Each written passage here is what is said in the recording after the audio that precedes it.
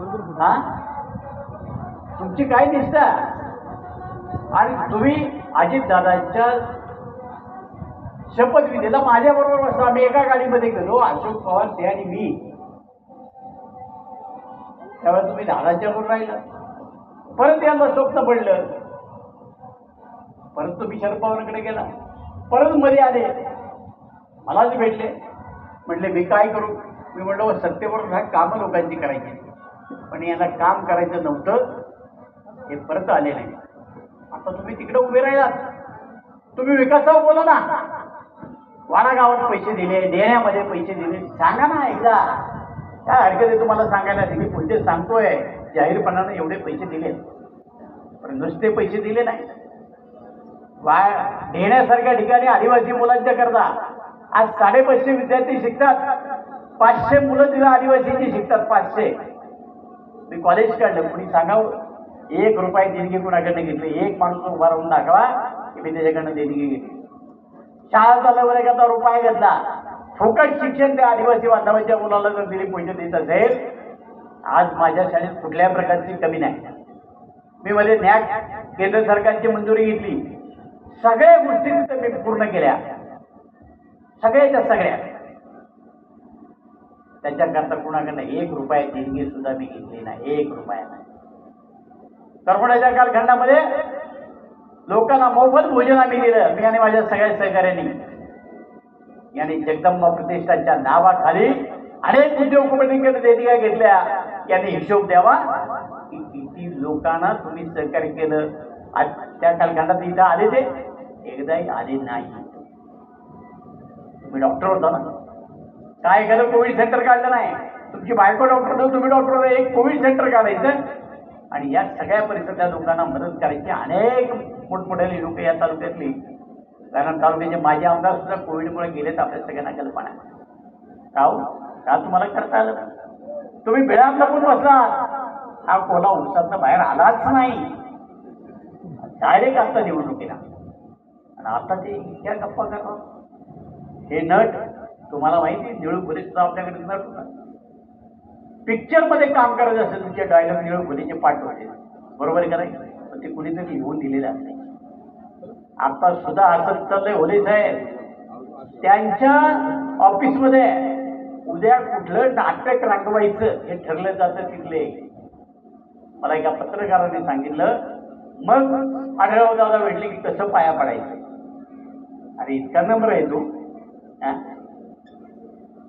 सगळे स्टंटबाजी करायची, बोलताना अशा पद्धतीने बोलायचं, कांद्यावर आणि दुधावर. तर सगळे दूध उत्पादक शेतकरी बसलेले आहेत. मध्ये एकाने सांगितलं दुधाचा महापूर कोणी आणला हो?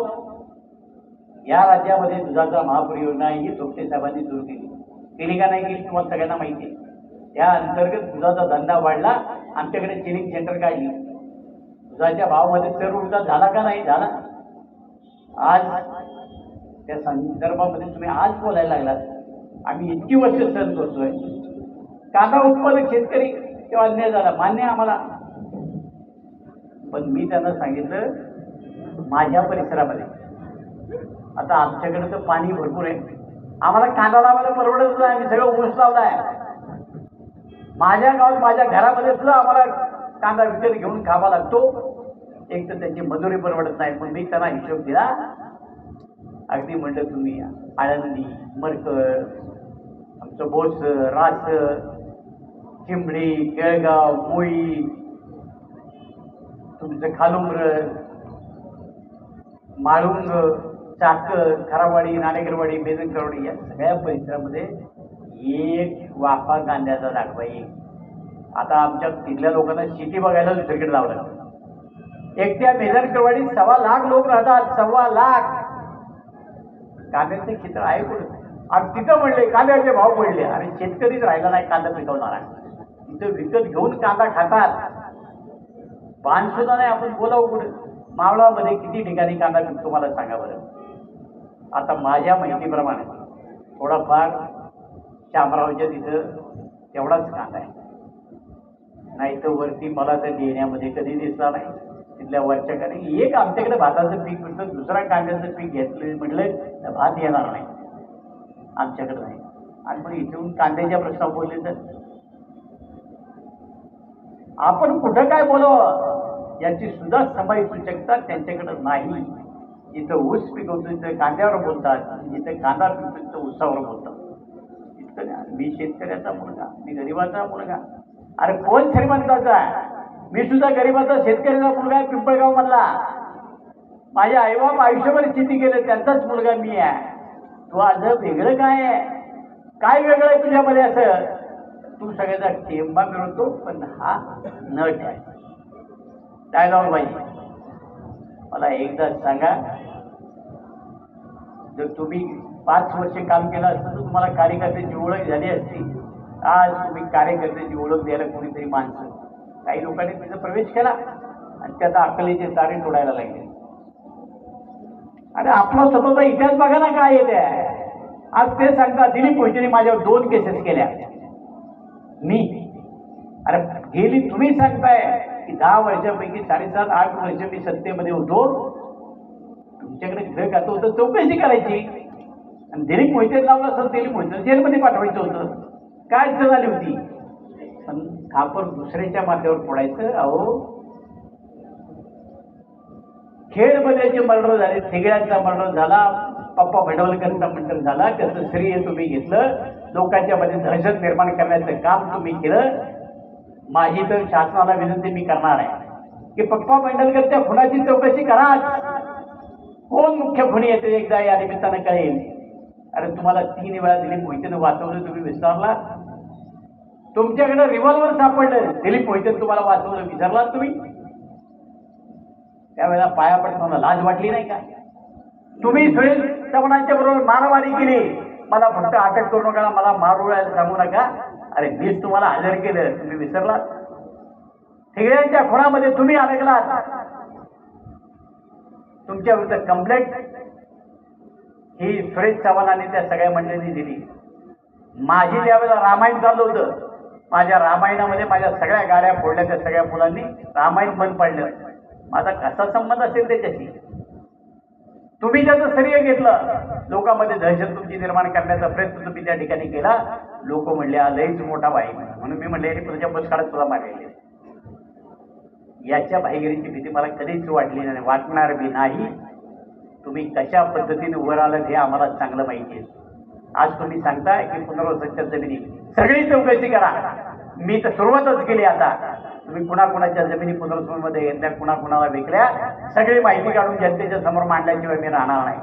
आतापर्यंत आम्ही म्हणत होतो की बाबा आपलं त्याचं काही देणं घेणे नाही. ज्याला पटतो तो देतो, ज्याला पटतो तो घेतो, आम्हाला काही त्याच्याशी संबंध नाही. पण तुम्ही जाहीरपणाने जर आमच्यावर आरोप करणार असाल आणि तुमचं पाप टाकत असणार तर दिलीप मोहिते कधीही गप्पा बसणार नाही. तुम्ही सगळ्यांच्या नादी लागा, माझ्या नादी लागला तर मी एक तर कुणाच्या नादी लागत नाही, लागून तर त्याचा नाद पूर्ण केल्याशिवाय राहत नाही, एवढं लक्षात ठेवा. त्याच्याला लोकांना मावळातल्या लोकांना तुम्ही खोटं सांगताय. 5 वर्ष मागच्या 5 वर्षापूर्वी निवडून आला 700 बोगस मतं तुम्ही लावून घेतली पश्चिम पट्ट्यामध्ये. आणि सकाळी 7 वाजता ही सगळी 700 पोरं त्या ठिकाणी मतदाराला आली. आजही नावं काढून बघा, तुम्हाला यादी दाखवतो. आळंदीची, तरोलीची पोरं यांची नावं तुम्ही लागली. 250 मतांनी फक्त अरुणशेठचा पराभव झाला. त्यावेळेला तुम्ही कुणाकुणाची मदत घेतली ते सुद्धा आम्हाला माहिती आहे. काय केलं 5 वर्षामध्ये, किती कामं केली पश्चिम पट्ट्यामध्ये. आज तुम्ही ज्या पक्षामध्ये, ज्यांच्या पक्षामुळे तुम्ही वाचलात, आज जेलमध्ये कधीच खडी फोडायला गेला असतात त्याला सांगता येते माझ्याकडे दुर्लक्ष केलं, मी कामाचा माणूस होतो, मी आमचं केलं, चमकं केलं. अरे खेडमधली पहिला नगराध्यक्ष दिलीप मोहितेने केला ठेगड्याला. नंतर आमच्यातलाच एक माणूस निघाला, त्यानं त्याच्या फोडाफोडी केली आणि म्हणून तुमचा नगर, तुम्ही काय स्वबळावर आणली का नगरपालिका? तिथं सुद्धा आळंदीच्या पोरांची नावं लागली. जी नावं इकडे आहेत तीच नावं आळंदी दाखल खेडमध्ये लागली आणि तुम्ही त्यामुळं आणली. तुमच्याकडे नगरपालिका नव्हती. आळंदीची नगरपालिका केवळ आणि केवळ महेश लाडगेमुळे त्याच्या जबाबदारी टाकली होती. आधी आमचीच लोक राष्ट्रवादीची तिथं फोडल्या, आमचा तालुका अध्यक्ष सहित तुम्ही फोडला आणि म्हणून तुम्ही तिथं सत्ता आणू शकला. सत्तेच्या जोरावर सत्ता आणली, तुमच्या कर्तृत्वावर सत्ता आली नाही. तुमचं कर्तृत्व अख्ख्या तालुक्याला माहिती आहे. मी आम्हाला सांगायला लावू नका. तुम्ही विकासावर बोला, तुम्हाला काय तुमचा विकास तुम्ही केला आतापर्यंत ते लोकांना सांगा. अरे खेडची वॉटर सप्लाय अजूनपर्यंत झाली नाही. तुम्ही त्यावेळेस वॉटर सप्लाय आणि तिथलं ड्रेनेज हे आज पूर्णपणानं बंद झालंच नाही. त्याच्याकरता कोट्यावधी रुपये घेतात. त्याच्याकरता त्याच्या 2 गाड्या मिळाल्या. त्याच्यावरनं वाद झाला मांडळेमध्ये आणि तुमच्यामध्ये. मी आम्हाला सांगू नका त्या कर्तृत्वाच्या तुमच्या गोष्टी. आणि तुम्ही आमचं काढायला जाल तर तुमचं हातभर निघेल एवढं लक्षात ठेवा. तुम्ही सांगा तालुक्यामध्ये हिंडा की मी हा विकास केलाय, मी हे काम केलं, मी आमच्या गावात ते काम केलं. त्याच्यावर मागा ना मतं, विकासावर मतं मागा. एवढं ढोंग करून नाटकी करून दुसऱ्याला नावं ठेवून आपलं झाकून ठेवायचा प्रयत्न करू नका. मी आत्तापर्यंतच्या 25-30 वर्षाच्या राजकारणामध्ये कधी कुणाला घाबरून फिरलो नाही आणि मी पाठीत कोणाच्या वार कधी केला नाही. आज तुम्ही सत्तेमध्ये राहिला, पक्षाला तुमची गरज होती. या देशाच्या नेतेपदी पंतप्रधानपदी परत एकदा नरेंद्र मोदीला बसवायचं होतं. तुम्ही तुमच्या स्वार्थाकरता की आपलं पुढे कुठे निघून गेला आणि तुम्ही सांगता माझं दिलीप मोदीचं पटत नाही. आणि आज मी आणि भगवान पोखरकर आम्ही एकमेकांच्या विरोधात होतो का नव्हतो? आमच्यामध्ये वाद झाले का नाही? झाले ना. शेखर भाऊ शेडेने आम्ही एकमेकांच्या विरोधात लढलो का नाही? झाले का नाही? मग आज आम्ही काय एकत्र आलो? आम्ही वाद विसरलो नाही. यांनी बघितलं की आपलं भवितव्य कशात आहे, त्याच्या बरोबर जायचं. तुम्हाला वाटलं की आता चला इकडची जागा रिकामी झाली, आपण जाऊ पुढच्या वेळेला आमदार होऊ. तुमची आमदारकीची स्वप्न कधीच खेड तालुक्यामध्ये साकार होणार नाही. तुम्ही या खेड तालुक्याचे कधीच आमदार होऊ शकत नाही. त्यामुळं संधी साधू माणसाला या तालुक्यातली जनता कधी साथ देणार नाही. हे संधी साधू आणि खासदारकीला उभे राहिलेले महासंधी साधू आज ते सांगतात मी गद्दारी केली नाही पवार साहेबांशी.